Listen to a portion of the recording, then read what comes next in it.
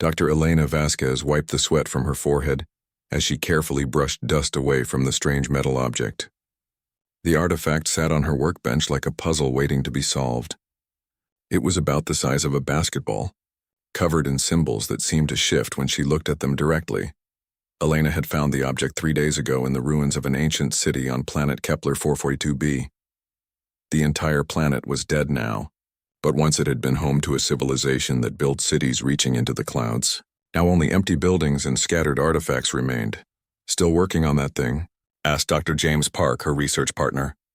He stood in the doorway of the lab aboard their research ship, the Endeavour. "The computer scans show it's made of materials we don't recognize." Elena nodded without looking away from the artifact. "That's what makes it interesting. Look at these markings. They're not just decorative. I think there's some kind of control interface." James frowned. "Elena, remember what happened on Proxima Station? The research team there activated an alien device and the entire station disappeared. We're supposed to catalog these things, not experiment with them." But Elena was already running her fingers along the symbols. They felt warm under her touch, almost alive. "James, we'll never learn anything if we just put everything in storage. This civilization was clearly advanced. What if this device contains their knowledge? What if it could help us understand what happened to them? What if it's a weapon?" James countered. "What if it's the very thing that killed them?" Elena paused, but only for a moment. Her curiosity was stronger than her caution. It always had been. Even as a child, she had taken apart every toy and gadget she could find, driven by an unstoppable need to understand how things worked. "I'll be careful," she said, pressing gently on one of the glowing symbols. The artifact hummed to life. The symbols began to pulse with a soft blue light that grew brighter with each passing second. Elena felt a thrill of excitement. She was the first human to activate alien technology from a dead civilization. Who knew what secrets it might reveal? "Elena, stop!" James reached for the artifact, but it was too late. A beam of light shot from the device, creating a holographic display in the air above it. Strange symbols and what looked like star maps floated in the glowing projection. Elena watched in amazement as the display showed what appeared to be the location of their current solar system. "It's some kind of beacon," she whispered. "It's showing our position in the galaxy." The hologram pulsed once, twice, then sent a brilliant flash of light toward the ceiling of the lab. Elena felt a strange sensation, as if something had just passed through her body and continued on through the ship's hull into space. "What did you just do?" James asked, his voice tight with worry. Elena stared at the now quiet artifact. The symbols had stopped glowing, and the holographic display had vanished. I think it just sent a signal." Into space. Meanwhile, thousands of light years away, the signal reached an enormous space station that drifted in the void between stars. The station was home to beings from dozens of different worlds, all united under the banner of the Galactic Hegemony. Commander Zexhai was reviewing patrol reports when the alarm sounded. The tall insectoid being's 4 eyes all focused on the communication console as it began flashing urgent red warnings. "Commander," called his aide, a creature that looked like a cross between an octopus and a jellyfish. "We're receiving a Category 5 beacon signal from the Sol system." Zexhai's mandibles clicked together in what his species used as a sign of deep concern. "The humans? Are you certain?" "Yes, Commander. The signal originated from one of their research vessels in the Kepler system. It bears all the markers of a Type 7 archaeological beacon." Zexhai stood and began pacing, his 6 legs carrying him in tight circles around the command center. This was what they had feared for decades. The humans had found one of the old beacons and, true to their nature, had activated it without understanding what they were doing. "Send word to the High Council immediately," he ordered. "Tell them the humans have triggered a beacon. Full military response authorized." His aide's tentacles quivered with uncertainty. "Commander, shouldn't we first try to make contact? Perhaps explain the danger they've put themselves in?" Zexhai turned all 4 eyes toward his aide. "You don't understand the nature of humans. They are the most dangerous species in the galaxy. Not because they are strong or violent, but because they cannot help themselves. They see something unknown, and they must investigate. They find something dangerous, and they must experiment with it. They discover a locked door, and they must open it." He gestured toward a wall display that showed images of various alien civilizations. Every species that has achieved interstellar travel has learned the same lesson. There are some things in the universe that are better left alone. some knowledge that is too dangerous to seek, some questions that should not be asked. Every species learns this, except humans. The aid process this information, but surely they can be taught. No, Zexai interrupted. We have been monitoring their communications for over a century. We have watched them split the atom and then use it as a weapon. We have seen them probe black holes, experiment with genetic modification, and build artificial intelligence that nearly destroyed them 3 times. Each time they face a disaster caused by their curiosity, they do not become more cautious. They become more curious about why the disaster happened. Back on the Endeavour, Elena was trying to understand what had happened. She had connected the artifact to the ship's computer systems and was running every scan she could think of. The energy signature is unlike anything in our databases, she told. Yes, but look at this, she pointed to her screen. The beacon seems to have accessed our navigation computers. It learned our exact position and the location of Earth. James sat down heavily. Elena, what if that signal was calling something to us? What if we just announced our location to hostile aliens? Elena turned to look at him. For the first time since activating the beacon, she felt a flutter of doubt. But James, think about what we could learn. This is contact with an alien civilization. Even if they're dead, their technology could advance our understanding by centuries. Or it could get us all killed, James replied. Elena looked back at the artifact. It sat quietly on her workbench, giving no sign of the galaxy-spanning events it had just set in motion. She thought about James's warning, about the potential dangers of what she had done. But even with the possibility of danger, she couldn't bring herself to regret activating the beacon. Somewhere out there in the vast darkness of space, her signal was traveling toward unknown civilizations. Maybe they would be friendly. Maybe they would be hostile. Maybe they wouldn't respond at all.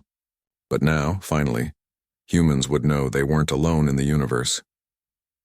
Elena turned back to her computer and began preparing detailed scans of the beacon. Whatever happened next, she was going to learn everything she could from this alien technology. It was simply her nature to keep asking questions, to keep seeking answers, no matter what the cost might be. She had no way of knowing that her insatiable curiosity had just marked humanity as the most dangerous species in the galaxy. The Hegemony Council Chamber was a massive dome that could hold representatives from 1,000 different worlds. Today, it buzzed with worried conversations in dozens of languages as delegates from across the galaxy gathered for an emergency session. Commander Zexai stood at the center of the chamber, his report displayed on screens that surrounded the circular room. Images of Earth and its solar system rotated slowly in holographic displays above the assembled delegates. The beacon was activated 67 hours ago, Zexai announced. His voice amplified so that even the delegates with different hearing ranges could understand him. Our monitoring stations confirmed that the signal originated from a human research vessel. A delegate from the Crystalline Collective, her body shimmering like living diamond, spoke first. Commander, remind us why this species requires such attention. Our records show they have barely achieved faster than light travel. Zexai clicked his mandibles. Honored delegate, technological advancement is not the measure we use to judge danger. Allow me to share our observations. The holographic display changed to show Earth as it had been 50 years ago. When we first detected radio signals from their world, humans had just learned to split the atom. Within 2 years, they had built weapons using this knowledge. Most species take centuries to move from discovery to weaponization. Humans did it almost immediately. The display shifted again, showing images of human space missions. They began exploring space before they had developed proper safety protocols. They sent missions to their moon using computers less powerful than what most species use in children's toys. When several missions failed catastrophically, killing the crew members, did they become more cautious? No, they sent more missions. A delegate who looked like a large jellyfish floating in a containment suit pulsed with blue light, indicating a question. Perhaps they are simply brave. There is a difference between bravery and reckless curiosity, Zexai replied. Watch this. The display now showed human deep space missions. 12 years ago, they sent a probe into a black hole just to see what would happen. 7 years ago, they experimented with creating artificial life, despite having no control mechanisms in place. 3 years ago, they began experimenting with quantum tunneling without understanding the potential effects on space-time. The chamber fell silent. Creating artificial life and experimenting with quantum physics were considered extremely advanced and dangerous activities. Most civilizations only attempted such things after centuries of careful preparation. An elderly delegate from the Aquatic Federation spoke up. What makes them different from other young species? Surely they can be taught proper caution. Zexai's holographic display changed to show human behavior patterns. This is what we have observed in every other species. When faced with a dangerous discovery, they create safety protocols. They study the risks. They proceed slowly and carefully. The display showed charts and graphs illustrating normal species development. Now observe humans. The display changed again. When they face a dangerous discovery, they become more interested in it. When they encounter something that could kill them, they want to understand how and why. They don't avoid dangerous knowledge, they seek it out. The chamber erupted in concerned chatter. Many delegates had never heard of a species with such behavior patterns. Zexai continued. In our databases, we have records of 847 civilizations that have achieved interstellar travel. Every single one learned what we call the wisdom boundary, the point where they understood that some knowledge is too dangerous to pursue. They all learned to be satisfied with safe levels of understanding. The display showed peaceful alien civilizations living in harmony with their technology. These species learned that progress has limits. They discovered that curiosity must be balanced with wisdom. They found that asking some questions leads only to destruction. But humans, Zexai paused for effect, humans seem incapable of accepting that any knowledge should remain unknown. They see a boundary and immediately want to cross it. They find a warning and treat it as an invitation to investigate. A delegate from the machine consciousness spoke in electronic tones. Surely this makes them valuable for research purposes. Their curiosity could benefit all species. Zexai's 4 eyes focused on the delegate. 300 years ago, we thought the same thing about the Vorth Empire. The Vorth were curious and innovative. We welcomed them into the galactic community, thinking their unique perspective would be valuable. The display showed the ruins of what had once been a thriving star system. The Vorth discovered how to manipulate the strong nuclear force. Instead of using this knowledge carefully, they decided to experiment with making artificial stars. Their first test destroyed their home system and created a gravity well that consumed 3 neighboring solar systems. 2 billion lives were lost. The chamber fell completely silent. This was the story that haunted every galactic civilization, the reminder of what unchecked curiosity could accomplish. The humans are following the same path, Zexai continued. Their curiosity is not just strong, it's compulsive. They cannot see a mystery without trying to solve it. They cannot encounter something new without taking it apart to understand how it works. The display showed Elena's activation of the beacon. This researcher knew the device was from an extinct civilization. She knew it could be dangerous. Her partner warned her not to activate it, but she could not help herself. Her curiosity was stronger than her caution. The crystalline delegate's surface rippled with concern. What do you recommend, Commander? We have 3 options, Zexai replied. First, we could destroy their civilization before they advance further. This would be quick and would eliminate the threat permanently. Many delegates shifted uncomfortably at this suggestion. Second, we could implement what we call a development lock. We surround their solar system with monitoring stations and prevent them from advancing beyond their current level. We've done this successfully with 17 other species. The holographic display showed peaceful alien worlds under hegemony protection, their inhabitants living simple, safe lives. Third, Zexai continued, we could attempt integration. We could try to teach them proper limits and hope they can learn to control their curiosity. What would you recommend? Asked the elderly aquatic delegate. Zexai's mandibles clicked slowly. Honored delegates, in all my years of service, I have never encountered a species whose curiosity operates at the level we see in humans. They are not just curious, they are addicted to discovery. Even when they know something is dangerous, they cannot resist investigating it. He paused to let this sink in. However, I must also report something else. In the past century, humans have made scientific discoveries that took other species millennia to achieve. Their medicine has advanced incredibly rapidly. Their technology leaps forward in ways that should be impossible. Their art and culture show creativity levels we rarely see. The chamber began buzzing with discussion again. This was unexpected information. Are you suggesting they might be valuable allies? Asked the machine consciousness delegate. Zexai looked around the chamber. I am suggesting, honored delegates, that humans may represent something we have never encountered before. They may be too dangerous to leave alone, but they may also be too valuable to destroy. Their curiosity is their greatest strength and their greatest weakness. The discussion that followed would last for days, as representatives from across the galaxy debated the fate of a species they had never met but already feared. Meanwhile, Elena Vasquez continued her research, completely unaware that her simple moment of curiosity had triggered a galactic crisis.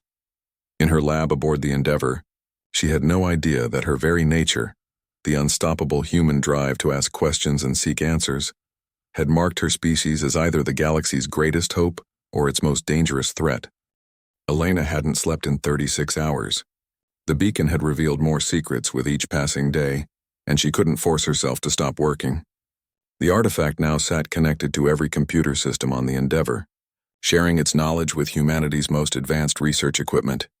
"Elena, you need to rest," James said, bringing her another cup of coffee. "You've been at this for days."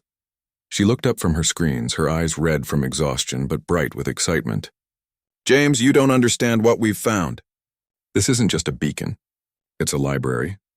A database containing information about dozens of alien civilizations." James looked at the data streaming across her monitors. "What kind of information?" "Everything," Elena whispered. "Their technology, their history, their locations. And James, they're not extinct. These civilizations are still alive, but they've all stopped advancing. Every single one reached a certain point in their development and just stopped." She pulled up a star chart showing locations throughout the galaxy. "Look at this. The Zephyrian Empire. They developed fusion power, advanced medicine, even limited faster-than-light travel. Then, about 400 years ago, they stopped all research and development. Their entire civilization shifted to maintaining what they already had." James frowned. "Maybe they achieved everything they wanted." "No, that's not it." Elena switched to another file. "The Crystalline Collective. Masters of quantum physics, they built computers that could simulate entire universes. Then they declared certain areas of research forbidden and shut down their most advanced laboratories." More data flowed across the screen. "The Aquatic Federation. They solved aging, eliminated disease, created technology that could reshape matter at the molecular level. Then they banned all research beyond what they called safe boundaries." James sat down beside her. "Elena, what are you thinking?" She turned to face him, and he could see the mix of excitement and fear in her expression. "I think something happened to make all these civilizations afraid of their own progress. And I think the beacon we found is connected to it." Before James could respond, every computer on the ship began flashing red warnings. Captain Sarah Chen's voice came over the intercom. "All senior staff to the bridge immediately. We have incoming ships." Elena and James rushed to the bridge, where they found the crew staring at the main display screen. 3 enormous ships hung in space near their position, each one the size of a small city. "How long have they been there?" Elena asked. "They just appeared," Captain Chen replied. "No faster than light signatures, no energy buildup. They were just suddenly there." The communication system crackled to life. A voice spoke in perfect English, though it had an odd clicking quality. "Human vessel Endeavor. This is Commander Zexhai of the Galactic Hegemony. You will prepare to receive a diplomatic party." Captain Chen looked at Elena.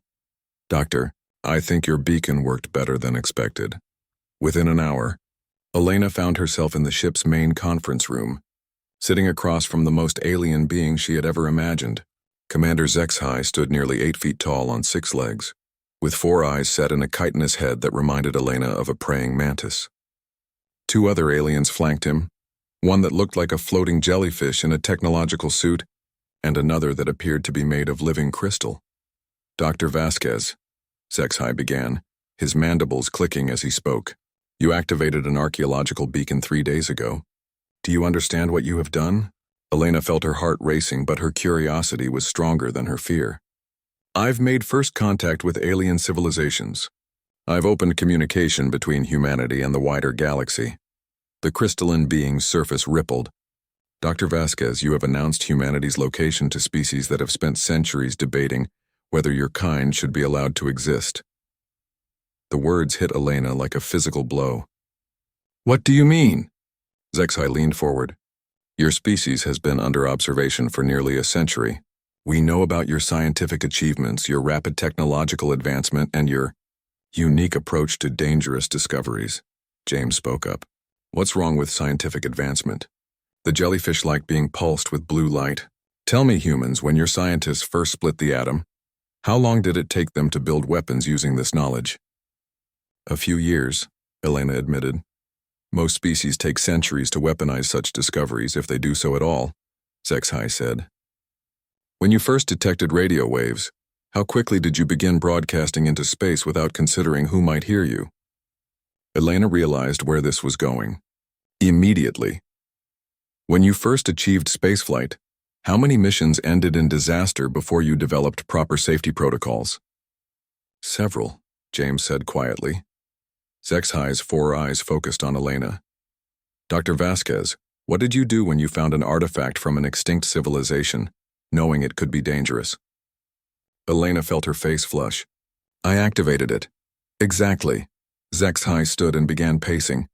Your species displays a pattern of behavior we have never encountered. Most civilizations become more cautious as they discover more dangerous knowledge. Humans become more curious. The crystalline being projected a holographic display showing various alien civilizations. Every species that achieves interstellar travel eventually learns what we call the wisdom boundary. They understand that some knowledge is too dangerous to pursue. They learn to be content with safe levels of understanding. Elena studied the display. She recognized some of the civilizations from the beacon's database. These are the species I found information about. They all stopped advancing at roughly the same point in their development. Because they learned wisdom, the jellyfish being explained. They realized that unlimited curiosity leads to extinction. Elena stood up, her scientific training taking over. But that's not wisdom, that's fear. You're talking about deliberately limiting knowledge, avoiding discoveries that could benefit everyone. HFY's mandibles clicked rapidly. Dr. Vasquez, let me tell you about the Vorth Empire. They shared your philosophy. They believed that no knowledge should be forbidden, that any discovery was worth the risk. The holographic display changed to show the ruins of a solar system. The Vorth destroyed their homeworld and 3 neighboring systems when they tried to create an artificial star. 2 billion lives were lost because they could not accept that some experiments should not be performed. Elena stared at the devastation on the screen. But surely they just made a mistake. With proper precautions. There are no proper precautions for some types of knowledge, HFY interrupted. There are discoveries that once made cannot be undone. There are experiments that once performed change the fundamental nature of reality in ways that cannot be controlled. James looked between Elena and the aliens. So what happens now? Are you here to destroy us? The 3 aliens exchanged glances. That decision has not yet been made, the crystalline being said. The Hegemony Council is still debating humanity's fate. Elena felt a chill run down her spine. Debating our fate? We have 3 options, HFY explained. Elimination, containment, or integration. Elimination would be quick and final.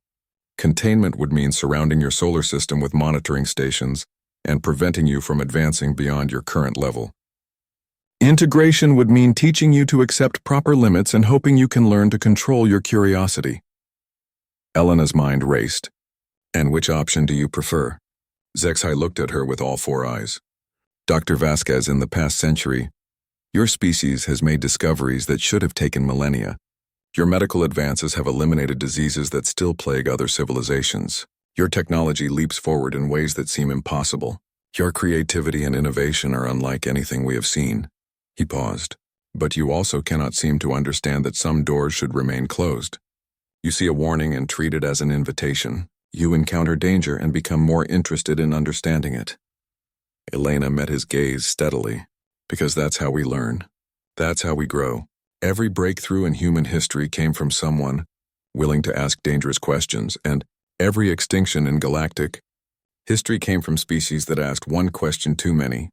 The jellyfish being replied.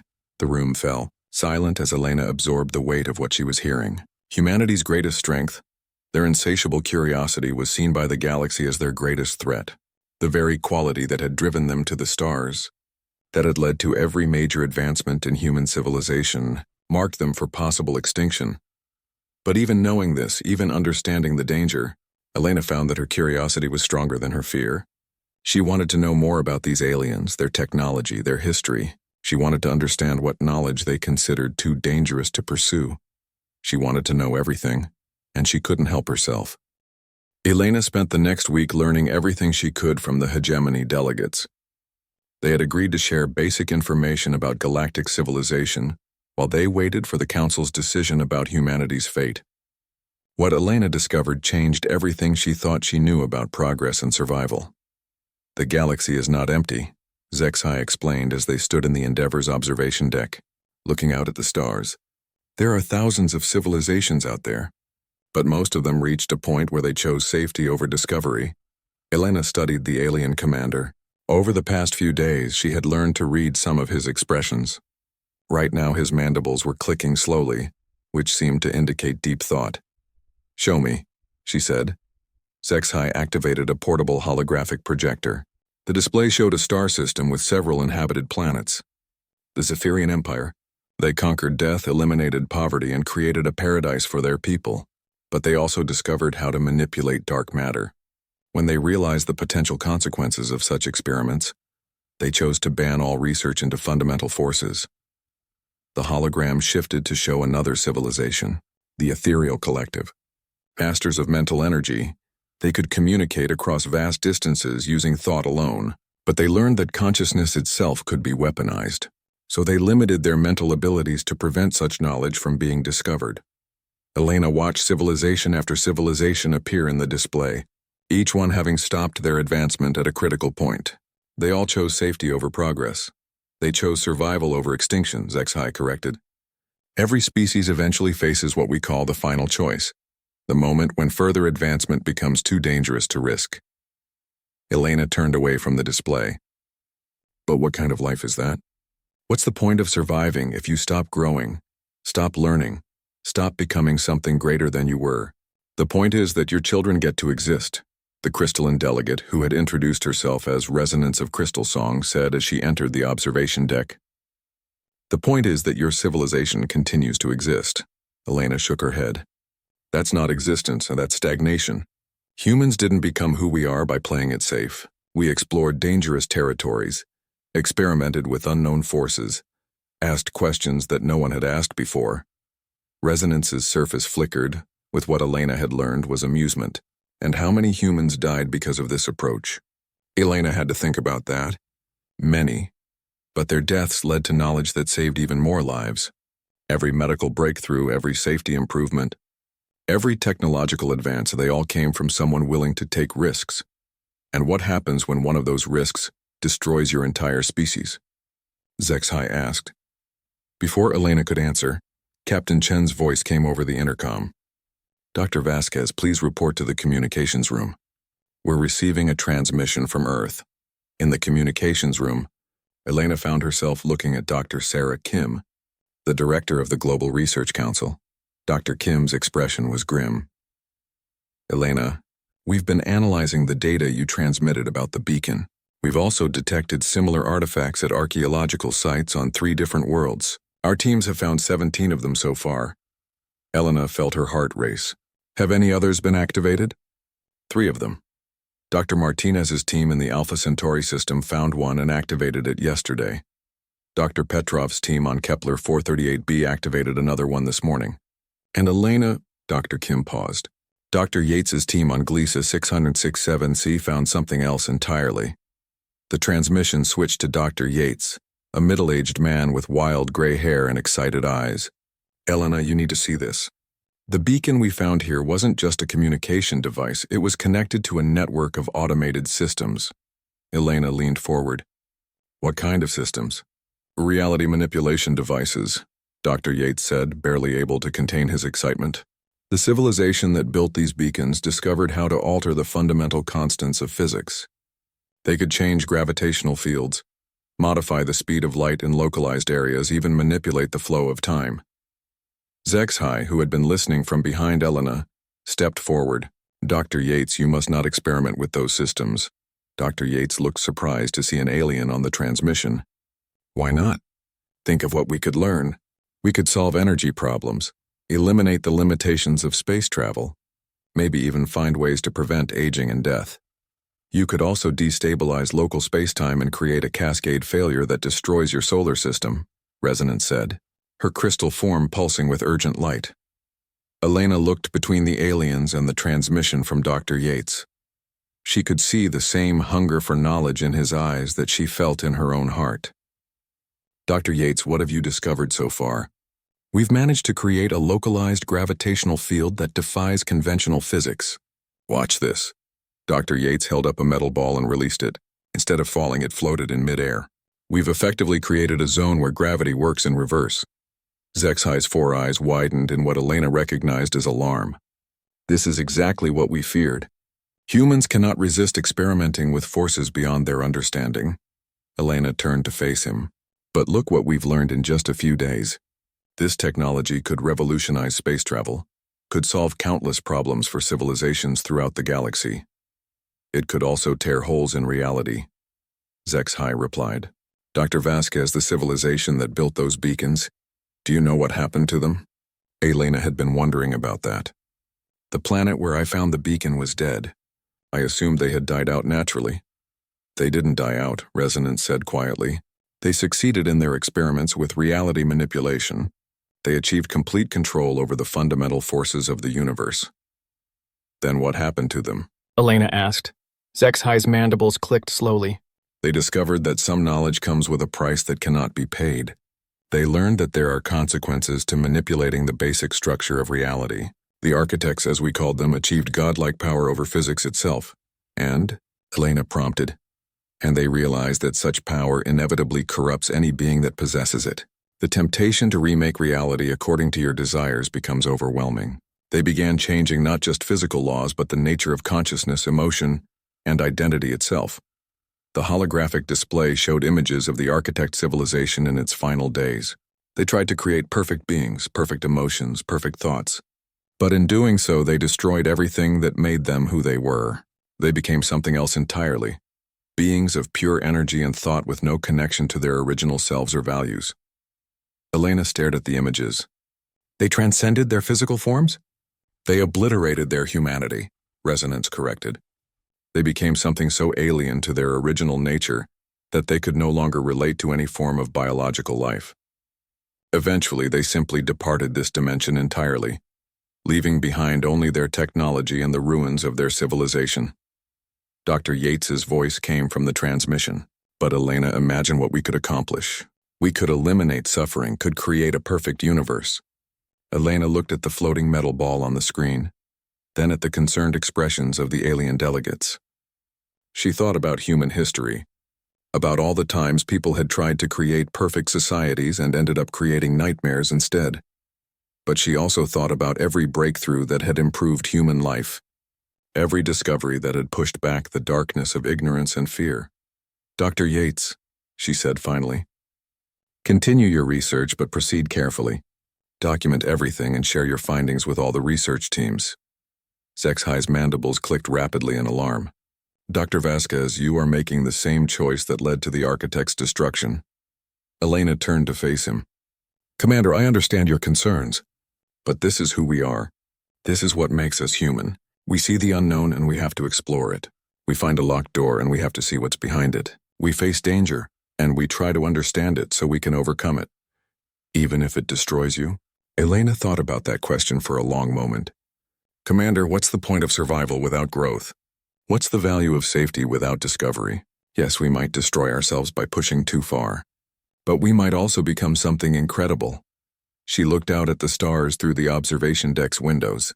Every species you've shown me chose safety over advancement. They're all still alive, but they're also all exactly the same as they were centuries ago. They've survived, but they've stopped becoming anything more than they already were. Zexhi followed her gaze. And you would rather risk extinction than accept limitations? Elena smiled. Commander, that's the most human thing anyone has ever said about us. 2 weeks later, Elena stood before the assembled Hegemony Council in a massive chamber that could hold representatives from across the galaxy. Thousands of alien beings filled the curved seating areas, their attention focused on the small human woman at the center of the room. She had spent days preparing for this moment, knowing that her words might determine the fate of her entire species. Behind her, holographic displays showed the progress human research teams had made with the architect technology. The advances were remarkable, but Elena knew the aliens saw them as proof of humanity's dangerous nature. Honored delegates, Elena began, her voice amplified to reach every corner of the vast chamber. I know you see my species as a threat. You believe our curiosity is dangerous, that our drive to explore and discover will eventually destroy us and possibly others. The chamber was completely silent. Even the constant background chatter of translation devices had stopped. You're not wrong, Elena continued. We are dangerous. We do ask questions that might be better left unasked. We do push boundaries that other species have learned to respect, but I want you to understand why. She activated her own holographic display, showing images of Earth and human civilization. 300 years ago, humans lived short, brutal lives. Disease killed our children before they reached adulthood. Famine destroyed entire populations. Natural disasters wiped out communities with no warning. The display showed hospitals, schools, and cities. We didn't accept this as the natural order. We asked dangerous questions. How do diseases work? Can we prevent them? How do crops grow? Can we improve them? How do storms form? Can we predict them? Elena looked around the chamber. Every question we asked led to knowledge that saved lives. Every experiment we performed, no matter how risky, taught us something that made our world better. Our curiosity wasn't just a character trait, it was our species' survival mechanism. Zexhai stood from his position among the delegates. Dr. Vasquez, the hegemony acknowledges humanity's achievements, but the architect technology represents a fundamental change in the level of risk. You are no longer experimenting with simple forces. You are manipulating the basic structure of reality itself. Elena nodded. You're right. The stakes are higher now. But, Commander, let me show you what we've discovered. Her holographic display changed to show data from Dr. Yates's research team. In the past 2 weeks, human scientists have learned to create localized gravity fields that could revolutionize space travel. We've developed energy sources that could power entire civilizations without environmental damage. We've begun to understand how time dilation could be controlled and used for medical purposes. The chamber buzzed with quiet discussion. These were significant achievements. But more importantly, Elena continued, we've discovered why the architects failed. This statement caused an immediate stir throughout the chamber. Elena waited for the noise to die down before continuing. The architects tried to use their power to create perfection. They wanted to eliminate all suffering, all conflict, all uncertainty. But perfection isn't compatible with growth. You cannot have progress without the possibility of failure. You cannot have discovery without the risk of finding things you don't like. Elena's display showed human cities, with their mixture of beauty and ugliness, success and failure. Humans have never sought perfection. We seek improvement. We don't want to eliminate all problems. We want to solve them one at a time. We don't want to control everything. We want to understand everything. Resonance of Crystal Song spoke up. Dr. Vasquez, how can you guarantee that humans won't make the same mistakes as the architects? Elena smiled. I can't guarantee that, but I can tell you why I think we'll handle the power differently. She activated another display showing human history. Look at our past. Every time humans have gained new power, we've made mistakes with it. We've used nuclear energy to build weapons. We've used genetic engineering to create biological weapons. We've used artificial intelligence to build systems that nearly destroyed us. The chamber's atmosphere grew tense at this admission. But here's the difference, Elena continued. We learned from those mistakes. We didn't ban nuclear technology. We learned to use it safely. We didn't abandon genetic engineering. We developed ethical guidelines. We didn't give up on artificial intelligence. We built better safeguards. Elena looked directly at Zexhai. The architect's mistake wasn't that they asked dangerous questions. Their mistake was thinking they could find perfect answers. Humans know that every answer leads to new questions. Every solution creates new problems. Every achievement comes with new responsibilities. She paused to let this sink in. We don't want to become gods. We want to become better humans. The elderly delegate from the Aquatic Federation spoke. Dr. Vasquez, what do you propose? Elena had been preparing for this question. I propose a partnership. Not containment, not elimination, but collaboration. Human curiosity combined with hegemony wisdom. Your species have learned caution. Teach it to us. We have learned to push boundaries safely. Let us teach that to you. The chamber erupted in discussion. Elena waited, her heart pounding. Zexhai raised one of his arms for silence. Dr. Vasquez, what you propose has never been attempted. No species has ever been integrated into the hegemony while actively pursuing dangerous research. Then maybe it's time to try something new, Elena replied. Commander, you showed me civilizations that chose safety over growth. They're all still alive, but they're also all exactly where they were centuries ago. What if there's a third option? What if you can have both safety and progress? She activated her final display, showing conceptual images of human and alien scientists working together. Imagine what we could achieve together. Human curiosity guided by alien wisdom. Alien knowledge energized by human innovation. We could solve problems that neither of our approaches could handle alone. The chamber fell silent again. Elena could sense the weight of the decision that was being made. Resonance spoke first. The risk is enormous. If we misjudge humanity's nature, the consequences could be catastrophic. But the potential benefits are equally enormous, added the delegate from the machine consciousness. Human advances in the past few weeks have exceeded what most species achieve in centuries. Zexhai looked at Elena with all four of his eyes. Dr. Vasquez, if we agree to this partnership, humanity would be under constant observation. Any sign that you are following the architect's path, and the partnership would end immediately. Elena nodded. I understand. But Commander, we would also be constantly learning from you. Any sign that we're making dangerous mistakes, and we would have the benefit of your experience to guide us. The vote that followed would be remembered as one of the most important decisions in galactic history. By a narrow margin, the Hegemony Council agreed to attempt something that had never been tried before, integrating a curious species into galactic civilization while allowing them to continue pushing dangerous boundaries. Elena became humanity's first ambassador to the galaxy, but she also remained a scientist. Her lab on the new Joint Research Station orbiting Earth became a symbol of the partnership between human curiosity and alien wisdom.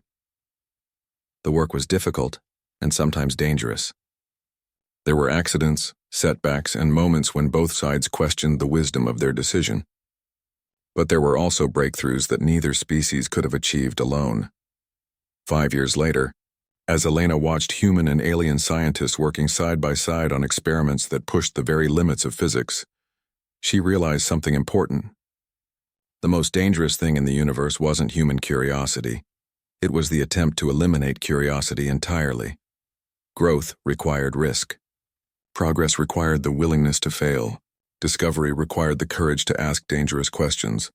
And sometimes, the most perilous thing in the universe, a curious human, was exactly what the galaxy needed to keep moving forward into an unknown but fascinating future.